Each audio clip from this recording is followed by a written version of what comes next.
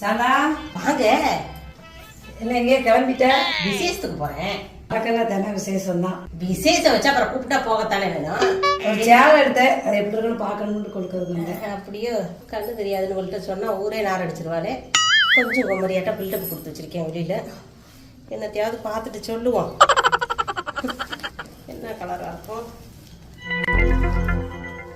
என்னடி ரொம்ப நேரம் பார்த்துட்டு இருக்க, விரிச்சு பாரு. பாக்குறேன். என்னத்த விரிச்சாலும் ஒண்ணும் தெரிய போறதில்ல. ஏய் சூப்பரா இருக்குடி சிந்தாமணி கலரே. குடிச்சிருக்காது பட்ரோஸ் கலரு, கண்ணா தெரியல. தெரியாம தண்ணி விட்டுக்கிட்டு இருக்கேன். நல்லா இருக்கு. இடையில கட்டமா போட்டிருக்கா, கம்பி போட்டிருக்காடி கட்டத்தை.